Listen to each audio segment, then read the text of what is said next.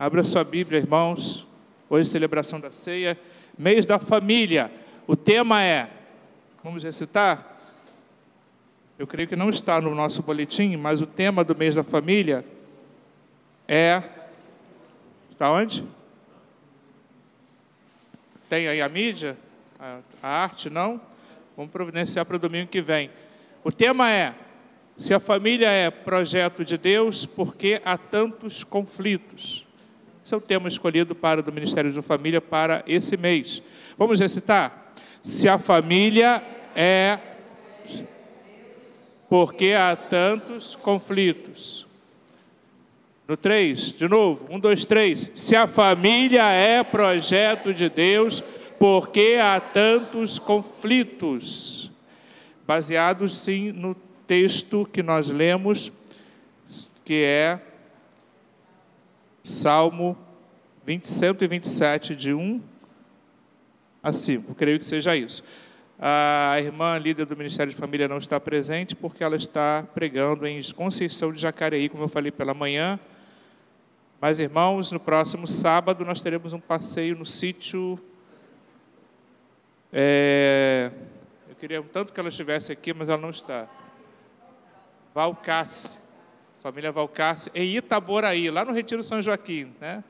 Lá perto da nossa amada igreja filha. E o ônibus sairá daqui 20 para as 8. 20 para as 8. Acho que ainda tem vaga, né?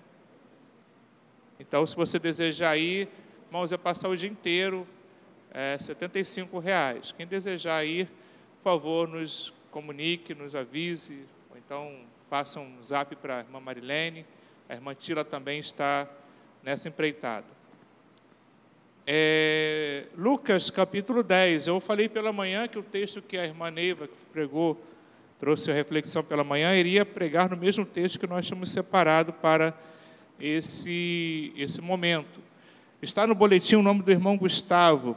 Ele iria pregar, sim, mas ele teve uma viagem, que foi uma viagem de trabalho, de última hora, e ele não pôde estar, mas Deus sabe todas as coisas.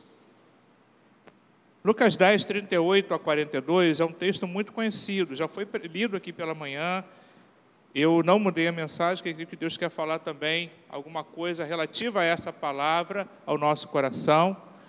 E diz assim, vamos ler responsivamente? Já lemos esse texto pela manhã, mas nunca é demais ler a palavra de Deus, e muitos irmãos também não estavam aqui para receber essa palavra que vamos ler agora. E aconteceu que, indo eles de caminho, entrou Jesus numa aldeia, e certa mulher, por nome Marta, o recebeu em sua casa. E tinha esta uma irmã chamada Maria, a qual, assentando-se também aos pés de Jesus, ouvia a sua palavra. Marta, porém, como eu gosto desse porém, andava distraída em muitos serviços, e aproximando-se disse: Senhor, não se te dá que minha irmã me deixe servir só? Dize-lhe que me ajude. E respondendo Jesus disse-lhe: Marta, Marta, estás ansiosa e afadigada com muitas coisas, mas uma só é necessária. E Maria escolheu a boa parte, a qual não lhe será tirada. Deus, toma em tuas mãos teu servo, usa conforme a tua vontade, e que a tua palavra já tenha falado profundamente aos corações nessa noite. No nome de Jesus, amém. Conflito. O que é conflito? O dicionário define conflito como resistência, como uma diferença muito radical, né? Existe uma palavra para conflito que é desentendimento a ser choque. A palavra conflito, ela pressupõe um choque de ideias e um questionamento.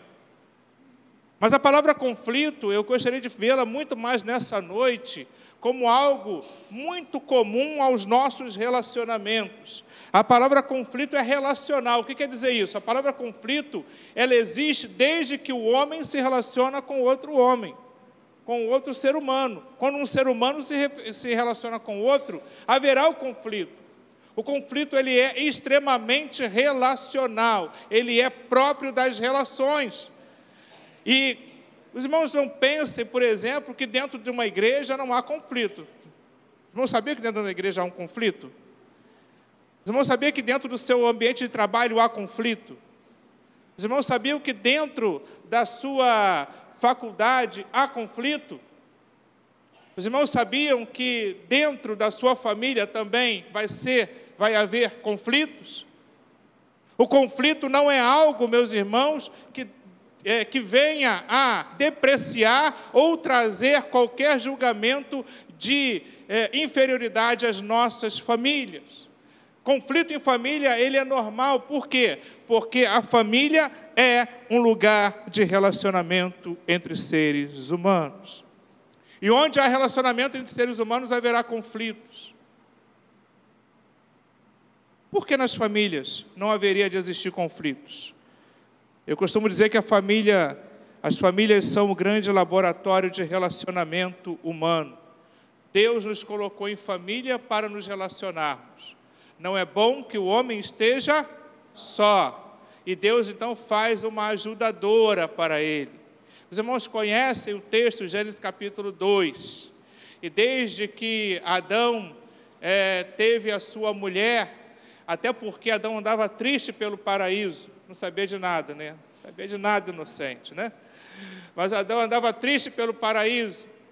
E ele, então, Deus viu que não era bom que ele estivesse só. E ele fez a mulher, fez a primeira cirurgia, corta a sua costela, tira dela a mulher do seu lado, do lado do seu coração. E aí surge o primeiro relacionamento humano, porque até então o relacionamento era homem-Deus. E aí surgem as primeiras relações humanas. E nessas relações surgem os primeiros conflitos também. Porque quando o homem vai pecar, quando o homem peca, e eu falo homem no sentido genérico, que homem e mulher pecam, tá bom? Essa história de quem pecou primeiro, ambos pecaram. E a primeira coisa que a gente vê ali, queridos, quando Adão e Eva, eles pecam, é que existe o primeiro conflito da história. Aliás, o conflito eu posso dizer até vou ter uma liberdade de dizer que o primeiro conflito da Bíblia não foi entre Adão e Eva, foi de Adão consigo mesmo. Porque quando Deus vê que Adão não estava bem, ele estava conflitado consigo mesmo. Ele estava conflitando.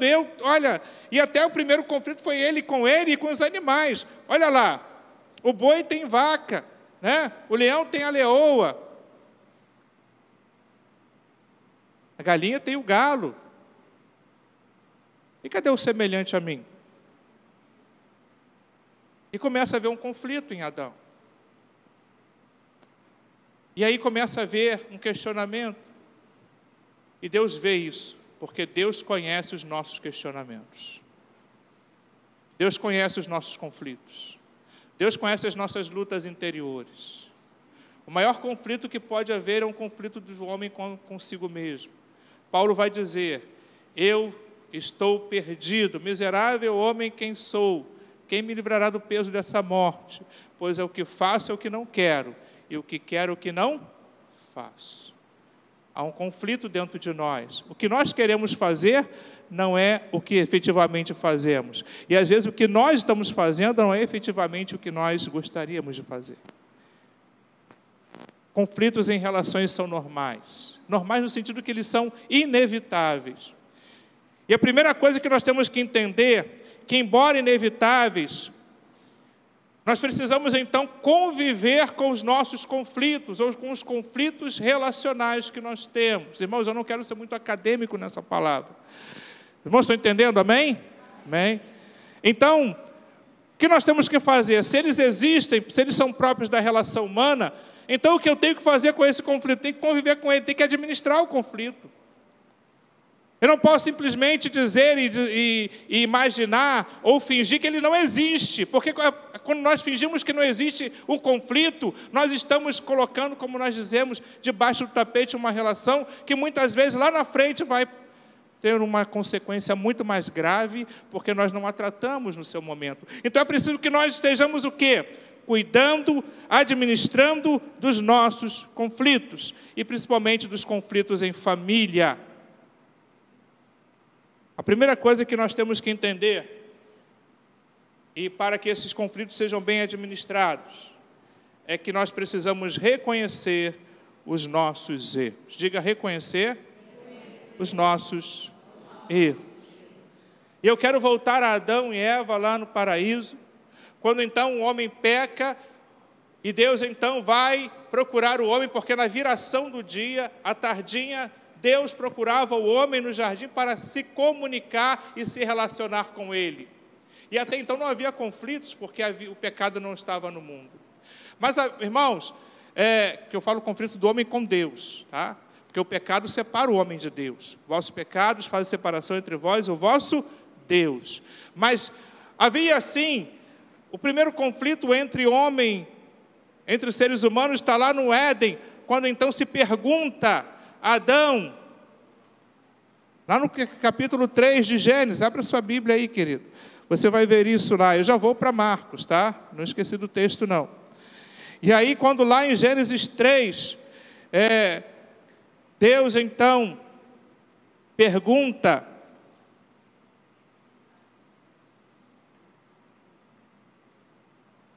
e chamou o Senhor Deus a Adão e disse, onde estás? E lhe disse, ouvi a tua voz soar no jardim, versículo 10. E temi porque estava nu e escondi-me. Disse Deus, quem te mostrou que estava nu? Comeste tu da árvore que te ordenei que não comeste? Então disse Adão o quê? A mulher.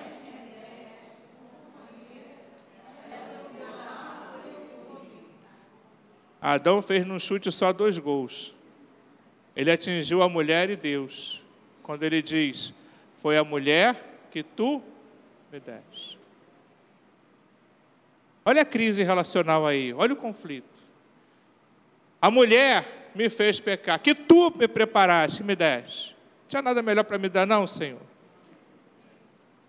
Já está numa mulherzinha melhor para mim, né? Acho que eu merecia coisa melhor. A mulher que tu me deste. Pode falar isso em casa para Deus não, viu? Fala isso para Deus não. Foi a mulher que tu me deste. Agradeça pela tua esposa. Amém? Amém. Agradeça pela tua esposa. Louve a Deus por ela.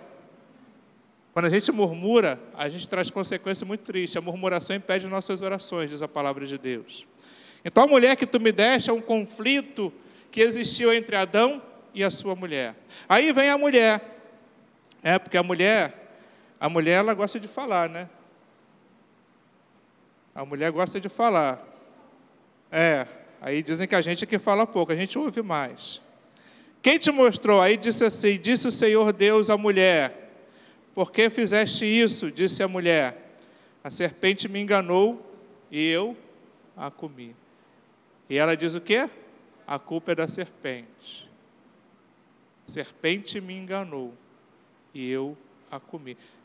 Interessante que a mulher gosta de ser tão esperta, né? E foi enganada pela serpente. Hoje não mais, né? Glória a Deus.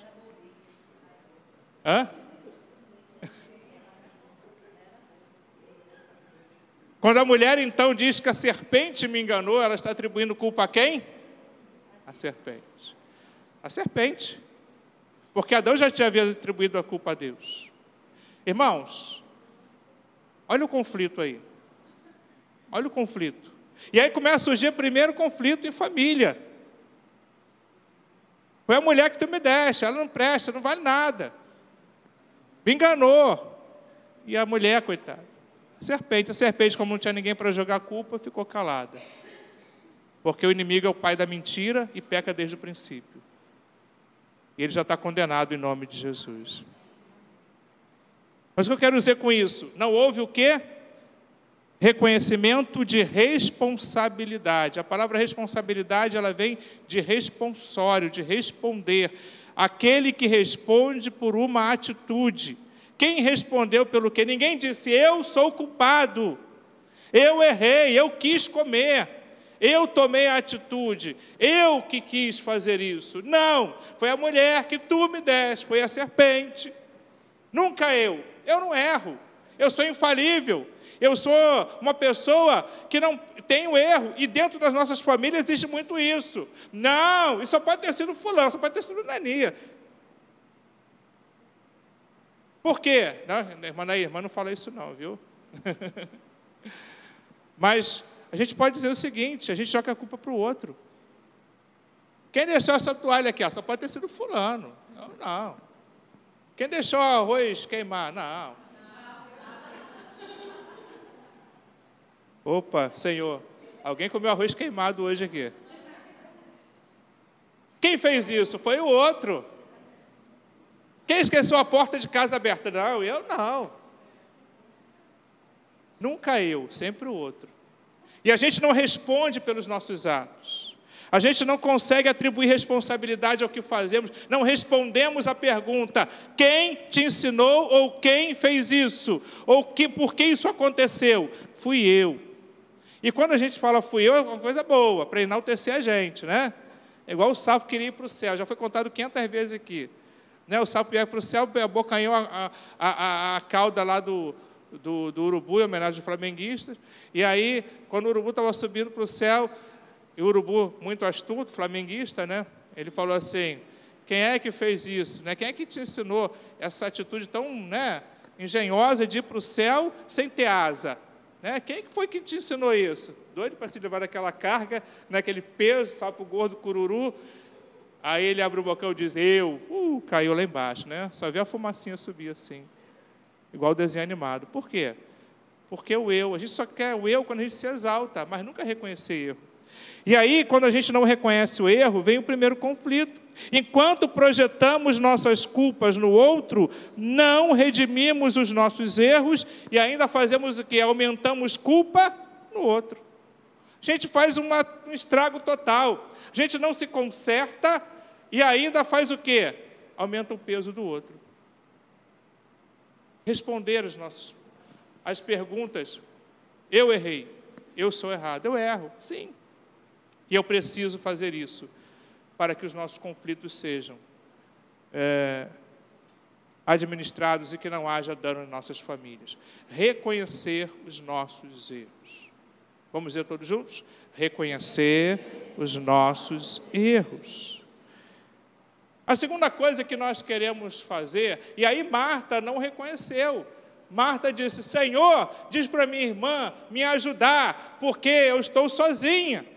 Marta não reconheceu que ela estava ansiosa, que ela estava muito atribulada. Ela não pensou isso, porque na hora ela viu só, a minha irmã está errada, porque ela está parada aí ouvindo, não me ajuda, não quer nada com a hora do Brasil, não quer vir me ajudar, e eu estou aqui sozinha. A gente se coloca muito como vítima e muito pouco como autor de alguma coisa errada. E isso, infelizmente, traz conflitos às nossas famílias.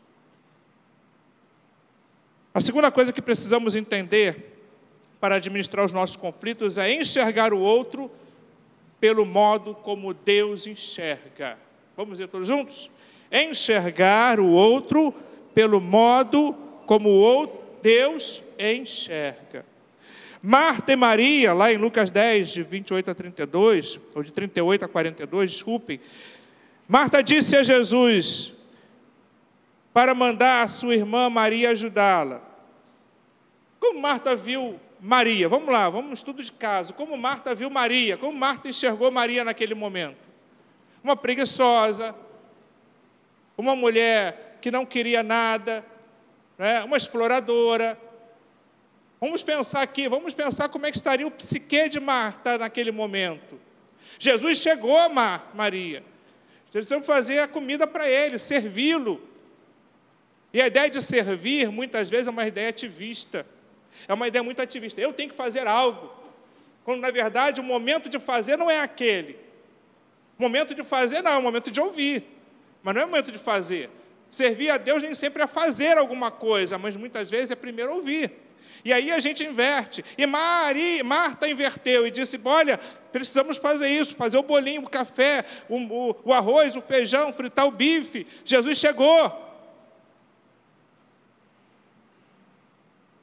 Marta enxergou Maria pela sua ótica. Uma das coisas que a gente mais faz nos nossos relacionamentos de família, ou seja, em qualquer relacionamento, é um julgamento segundo a nossa visão limitada e ainda mais dominada pelos nossos sentimentos. Qual era o sentimento de de Marta naquele momento? Ansiedade. Jesus mesmo vai dizer para ela: Marta, Marta. Sabe aquela história de mãe quando chama filho? Aquela história de mãe quando diz assim: olha, deixa eu pegar alguém aqui para bode expiatório. Bruna, essa repetição de nome é triste, não é verdade? Quando mãe repete nome, é muito triste. Ananias, Ananias. Quando mãe fala assim, meus irmãos, é porque vem chumbo grosso aí na frente. É verdade? Filho aí, você pode confirmar isso? Não é? Quando mãe repete o nome, meu irmão, olha, você pode ver que vem chuva de tempestade aí para você. Né? Rajada de vento, furacão. Porque mãe é assim. E Jesus, como um bom pai também, né? Como Senhor, como Deus, ele diz para Marta: Marta, Marta, preste atenção, por que você está tão afadigada? É isso? Marta, Marta, versículo de número 41. Disse Jesus: Marta, Marta, estás ansiosa. A versão nova diz: você está preocupada e inquieta com muitas coisas. Eu não sei o que aconteceu ou o que fato precedeu a esse fato. O fato é, naquele momento, a vida de Marta era uma vida de quê? De ansiedade. Era uma vida de quê? De preocupação, de afadigamento, né? De fadiga. Era uma vida de inquietude. Marta estava inquieta, ansiosa. E quando a gente está assim, a gente não para refletir. A gente fala demais, a gente age demais. A gente toma decisões precipitadas. E a gente começa a ver o outro pelos nossos sentimentos, e o filtro do nosso olhar, a lente do nosso olhar é o nosso sentimento, e esse sentimento é que domina as nossas ações e faz com que nós julguemos erradamente os nossos familiares, os nossos relacionamentos. E muitas vezes, meus irmãos, a melhor coisa que nós temos que fazer, até porque a palavra de Deus em Provérbios 4, 23, sobre tudo que se deve guardar, guarda o teu coração, porque dele procedem as saídas da vida. E muitos casais, muitas vezes, estão chegando ao ápice da crise, porque estão dando vazão a sentimentos. E sentimentos que, muitas vezes, não levam a lugar nenhum. E a gente precisa administrar isso na nossa vida, nos nossos relacionamentos. Olhar o outro pela ótica de Deus, e não pela nossa ótica, pela nossa lente. E como então Deus, na pessoa de Jesus Cristo, Deus encarnado, o Deus homem, vê Maria? Marta vê como alguém que estava indolente, preguiçosa, me deixou só, não é companheira, não é amiga, porque se fosse estava do meu lado. Quantas vezes a gente faz isso, quebra amizades, quebra casamentos, quebra relacionamentos, porque a gente está fazendo isso. Porque a gente está muitas vezes chateado com aquela pessoa, a gente está magoado com aquela pessoa, a gente está vivendo um momento de crise, às vezes nós estamos vivendo um momento de tensão na nossa família, no nosso lar, na nossa casa, no nosso trabalho, e a gente começa então a tratar todo mundo pela ótica desses pensamentos e sentimentos. E aí a gente começa a estragar tudo, é um efeito dominó. Eu começo a achar todo mundo, sabe, a pior pessoa do mundo. Isso é conflito, e a gente precisa administrar isso. De que forma? Parando, refletindo. Aquietai-vos, sabei que eu sou Deus.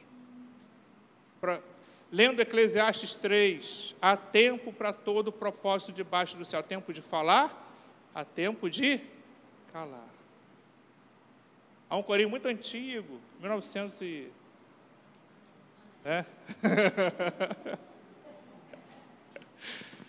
Há momentos que palavras não resolvem. Não resolvem. E elas não resolvem mesmo. A palavra de Deus diz que a palavra branda suscita ira, mas a palavra dura suscita furor. E a gente, muitas vezes, por querer falar demais, a gente piora a situação. Marta, Marta, estás ansiosa e afadigada com muitas coisas. Esse muitas coisas aqui dá a entender que Marta estava vivendo um momento de muita tribulação. Não é? E que ela trouxe isso de trás. Eu não sei o que aconteceu, a Bíblia não fala. Mas esse muitas coisas me diz muita coisa. Não filtre o seu olhar e o seu relacionamento pelo teu sentimento. Mas veja pela ótica de Deus, pelo olhar de Deus. Maria escolheu a melhor parte. Esse era o modo de olhar de Deus para Maria. A melhor parte. Se Marta estivesse olhando assim para Maria, entenderia que ela não havia deixado só, mas que ela queria exatamente que Marta também escolhesse a melhor parte.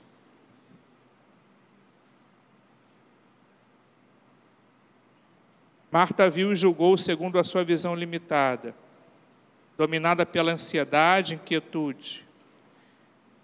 É muito temerário ver o outro baseado em nossos sentimentos, queridos. Precisamos ver o outro pelo olhar do próprio Deus. Olhar de misericórdia, de amor, de bondade. E o terceiro e último lugar.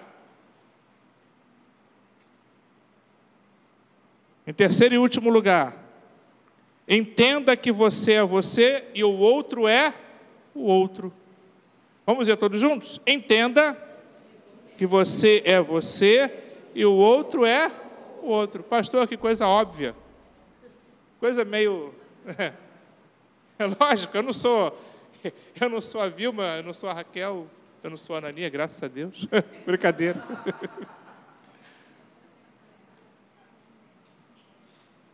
É claro que eu sou eu, mas, irmãos, nem sempre é assim. Sabe por quê? No mesmo texto, nós podemos ver Marta distraída,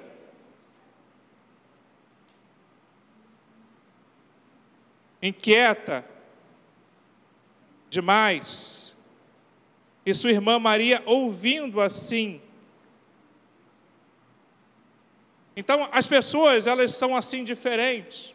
E quando nós entendemos que as pessoas são diferentes uma da outra, a gente vai entender que a gente não pode projetar o que eu quero que ela seja, a minha projeção em cima do outro. Eu não posso querer que alguém seja igual a mim. E eu louvo a Deus porque em família nós somos diferentes. Porque Deus, Ele é multiforme, tem multiforme graça. Deus é um Deus tão criativo que aqui você olha, embora não sejam naturais, mas espelham a natureza. Você vê que Deus cria flores amarelas, azuis, laranja. E se a gente for colocar outras aqui, podia ter flor branca, podia ter flor lilás, podia ter flor de outra cor, violeta. Porque Deus, Ele não criou coisas iguais, Ele criou coisas diferentes. Olha a natureza. Olha o agir de Deus na natureza, como Deus, Ele é criativo, e como Deus, Ele é um Deus de tanta criatividade, que criou seres humanos totalmente diferentes um do outro. Mas para quê? Para a gente brigar? Para a gente discutir? Para a gente ser inimigo? Não, mas para a gente se acrescentar. Deus criou a diferença para que haja enriquecimento. O relacionamento tem que ser de enriquecimento, e por isso Deus faz o homem e a mulher. Primeiramente no gênero, masculino e feminino. E no princípio foi assim, Deus criou macho e fêmea nos criou. Mas Ele cria a diferença também nos nossos temperamentos. Porque temperamento a gente nasce com ele, caráter a gente forma no dia a dia. Caráter é algo que é gravado no dia a dia da nossa vida. Temperamento a gente nasce. Temperamentos são diferentes. Marta era a mulher agitada, era a mulher que fazia, que acontecia. Maria é aquela mulher mais calma.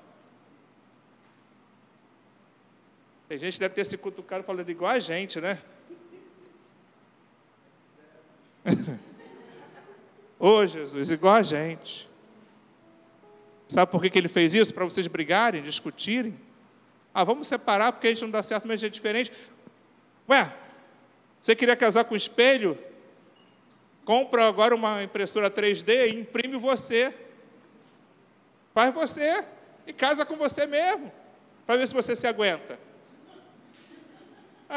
Casa com você mesmo para ver se você se aguenta. Namora com você mesmo para ver se você se aguenta. Trabalha com você mesmo para ver se você se aguenta. Irmão, é sério.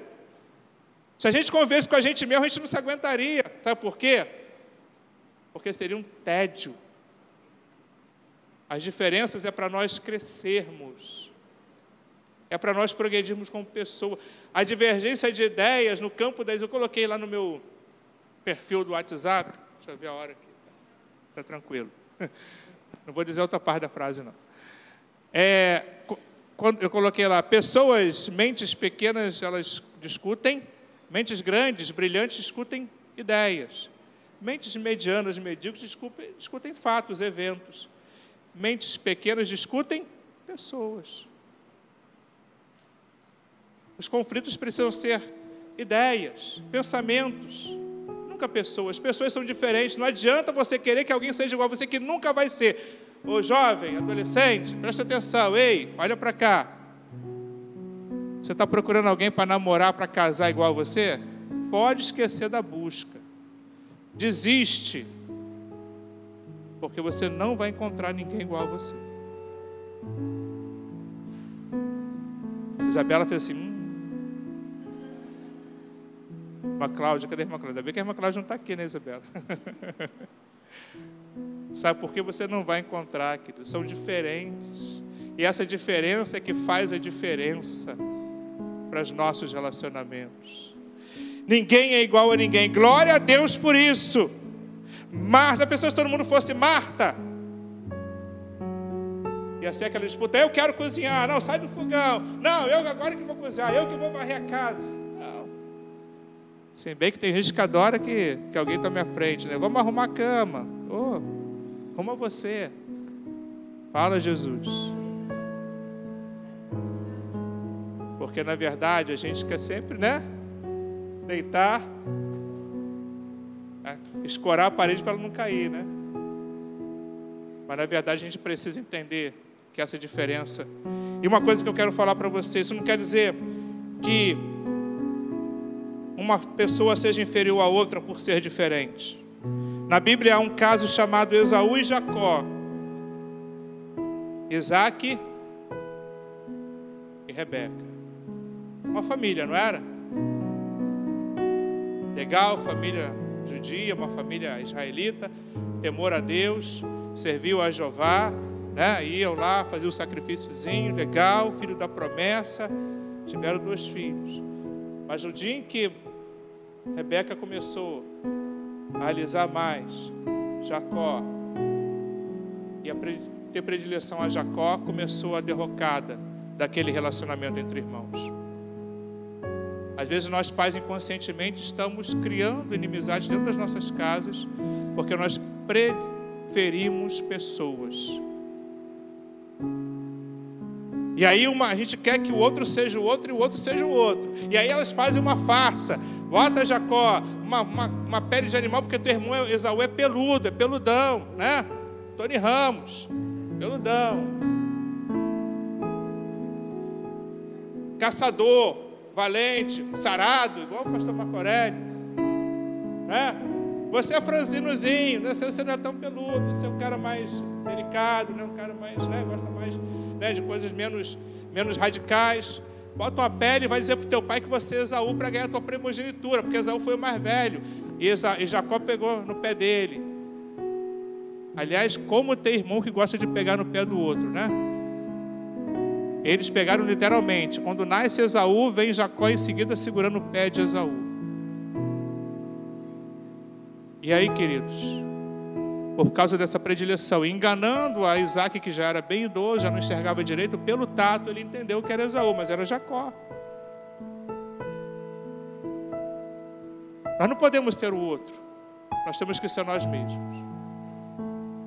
Eu não posso querer que o meu filho seja igual ao outro. E a pior coisa que pode acontecer, e Esaú e Jacó se tornaram inimigos, foram se reconciliar depois de uma batalha lá no Val de Jaboque, quando Jacó luta com Deus, tem o seu nome trocado para Israel, e tem a sua coxa marcada, e manquejando, ele foi marcado teve a marca de Deus na sua vida.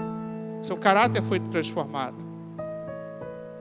E aí eles se reencontraram, mas eram inimigos, porque houve uma predileção. E a pior coisa que você pode dizer dentro da tua casa é o seguinte: eu queria tanto que o Gabriel fosse igual a Raquel, ou que a Raquel fosse igual ao Gabriel. Nunca fale isso para o teu filho, porque eles são diferentes um do outro.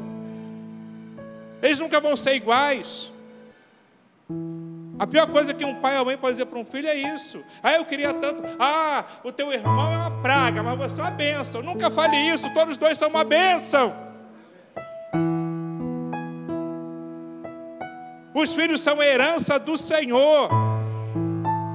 E Deus não dá herança estragada, não. Deus não dá herança roubada, não. Deus não dá herança remendada, não.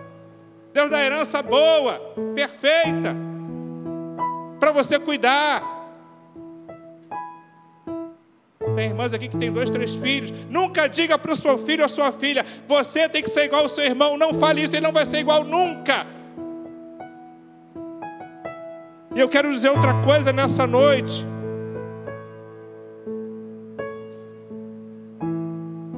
Essa diferença é que enriquece o relacionamento, já disse. As diferenças nos complementam. Esposa, não queira que seu marido seja igual a você. Esposo, não queira que a sua esposa seja igual a você. Vocês são diferentes demais para se complementarem. Olho para o irmão Wilson e a irmã Helena, conheço tão pouco tempo, mas como eu vejo que eles são diferentes. Não são? Mas sabe por que Deus fez vocês diferentes? Para se completarem. Se a pessoa, se todo mundo fosse igual ao irmão Wilson, caladão, na dele, seria uma paz, mas também chega uma hora que a gente não aguenta, né? Vamos falar alguma coisa, gente. Vamos falar do Flamengo, do Vasco, vamos, né? Se todo mundo fosse igual a irmã Eliane, gente, eu quero dormir, vamos parar de falar.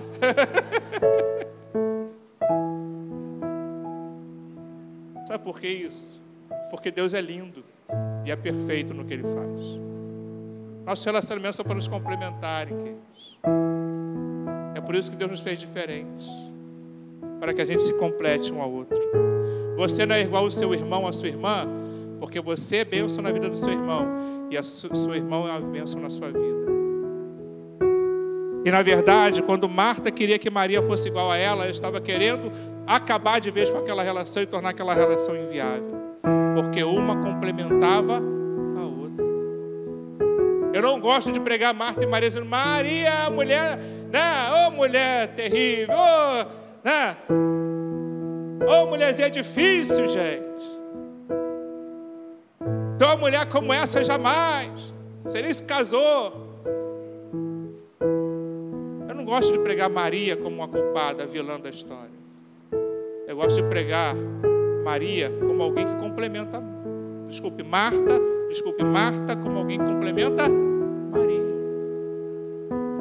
E Maria Marta. Não queira que seja igual. Essa é a riqueza desse laboratório de convivência que é a família. As diferenças entre os seus membros. Marta e Maria se complementavam, ou deveriam se complementar. Se só Marta, seria muita agitação, ansiedade. Outra coisa que devemos ter em mente, e já estou terminando essa palavra. Aquilo que vemos só como defeitos podem ser canalizados para se tornarem virtudes na vida de cada pessoa. A ansiedade de Marta, responsabilidade. A aparente preguiça de Maria, atenção. Olha como defeitos podem se tornar qualidades na vida de uma família. Eu olho para o Gabriel e para a Raquel e vejo essa diferença. Eu vou falar dos meus, que eu não vou falar dos filhos de ninguém. Os seus filhos você conhece. Eu conheço os meus, acho que conheço. Totalmente diferentes. Eu não vou dizer que um seja pior do que o outro. Não é. A irmã vai dizer que a Amanda é pior do que a Natália, que o Marquinhos é pior do que a Amanda. Eles são diferentes. Eles se completam. E tudo que acontece na nossa vida é para criar o quê? Experiência de vida. Vocês vão ter filhos, não vão? Amém? Sim ou não? Se Deus permitir. Lógico, né? E quando vocês tiverem filhos, vocês vão ver isso. Você vai dizer, um parece mais comigo. Mas a aparência não é física, é a aparência do caráter. Do caráter não, do temperamento. Um vai parecer mais com você no temperamento do que o outro. O outro vai parecer mais com o pai, ou vai parecer com outra pessoa que você nem imagina. Sabe por que isso? Para que haja enriquecimento de relações. Porque se todos fossem iguais, seria muito tedioso. Não veja a sua família, os seus familiares pelos seus defeitos, mas veja pelo seu potencial. O que ele pode transformar o que pode ser transformado esse defeito na vida da minha família?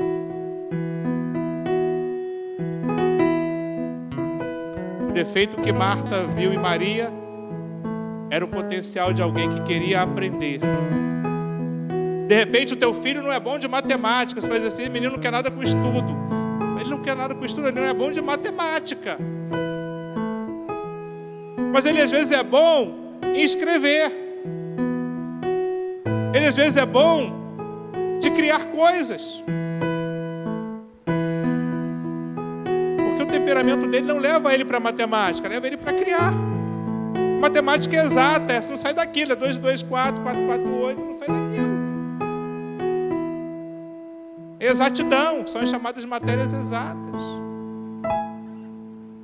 E a criatividade? Às vezes ele não é uma pessoa exata, mas ele é criativo. Transforme isso em qualidade na vida dele. Veja o potencial dos seus filhos. Veja o potencial da sua esposa e do seu esposo. Veja o potencial da sua família. Em que a minha família pode melhorar? Qual é o viés da minha família? E isso é preciso que haja relacionamento. Você quer a família perfeita, querido? Mora sozinho e cada filho mora numa casa. E sozinho. Ninguém vai brigar, ninguém vai questionar, não vai haver conflito. Mas a partir do momento que se unem, vão surgir os conflitos. Mas tem que ser administrados para que haja crescimento. Que Deus nos abençoe nessa noite. Deus colocou essa palavra no meu coração. Para que você não entenda que na tua família, e você olhar as famílias da Bíblia, vai pesquisar as famílias da Bíblia. Você vai encontrar alguma família redondinha, perfeita? Não. Nem os discípulos que eram família espiritual de Jesus ali estavam perfeitos. Falei de uma. Por que falar de Sara e Abraão? Suscita filho de Agar. Deus não vai te dar filho mais. Por que falar de Jó? Amaldiçoa o teu Deus e morre. E de tantas famílias que tem na Bíblia. Abigail, com seu esposo durão, cruel. Davi, seu filho Absalão. Quanta imperfeição na vida de homens de Deus. Noé, que se embebeda diante dos seus filhos e se desnuda diante dos seus filhos. Não há famílias perfeitas na Bíblia. Sabe por quê? Porque elas não existem.